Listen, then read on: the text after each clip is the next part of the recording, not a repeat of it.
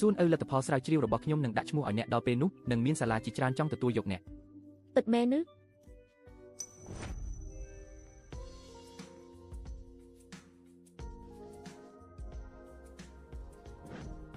ប៉ុន្តែការធ្វើការស្រាវជ្រាវនេះអ្នកប្រហែលជាគ្មានពេលសម្រាប់ស្រឡាញ់គ្នាទេធ្វើជាជំនួយការផ្ទាល់ខ្លួនរបស់ខ្ញុំទាំងការរស់នៅនិងការស្រាវជ្រាវគ្រប់បែបយ៉ាងទាំងអស់គឺត្រូវការអ្នកជាអ្នករៀបចំសម្ពាធការងារគឺធំណាស់ពេលរវល់គឺមិនដឹងយប់មិនដឹងថ្ងៃទេមិនដឹងថាមិត្តប្រុសរបស់អ្នកយល់ព្រមដែរឬទេ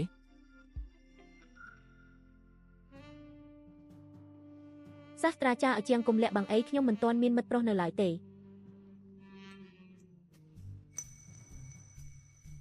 ពិតមែនឬមនុស្សដែលមានលក្ខខណ្ឌល្អដូចជាអ្នកតើអាចគ្មានមិត្តប្រុសបានយ៉ាងម៉េចពិតជាពិតមែនហើយខ្ញុំចូលចិត្តមនុស្សប្រភេទដែរ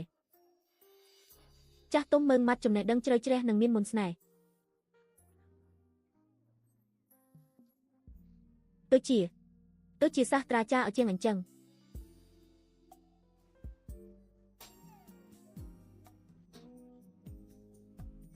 ការនៅរៀនតើអាចរកបានបុរសល្អបែបនេះនៅណា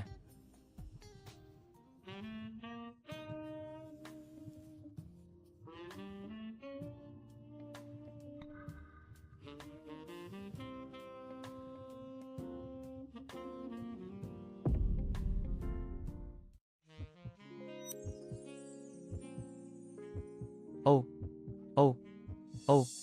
ខ្ញុំមានន័យថាអ្នកចង់មានសមិទ្ធផលនៅក្នុងវិស័យសិក្សា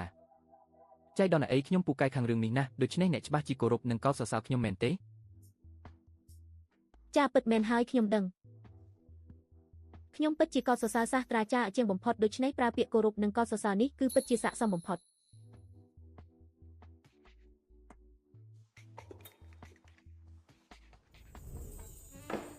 បានហើយស្អែកយើងត្រូវចេញដំណើរទៀតខ្ញុំទៅរៀបចំឯកសារសិន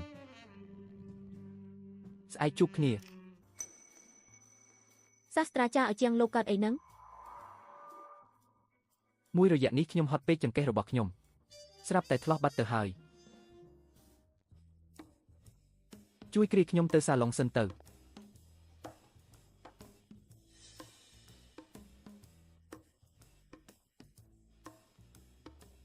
នៅក្នុងថតទោសជួយយកថ្នាំឲ្យខ្ញុំបន្តិចនេះថ្នាំមកហើយសាស្ត្រាចារ្យអាជាងលោកឈឺចង្កេះមែនទេឲ្យខ្ញុំជួយលាបថ្នាំឲ្យលោកទៅទេទុកឲ្យខ្ញុំធ្វើខ្លួនឯងចុះ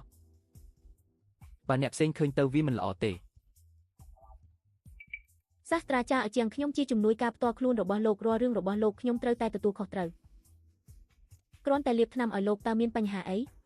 ទោះបីជាឲ្យខ្ញុំលាងជើងឲ្យលោកឬគេងជាមួយលោកខ្ញុំមានន័យថាមើលថែពេលលោកសម្រាកគឺសុទ្ធតែជាកាតព្វកិច្ចរបស់ខ្ញុំ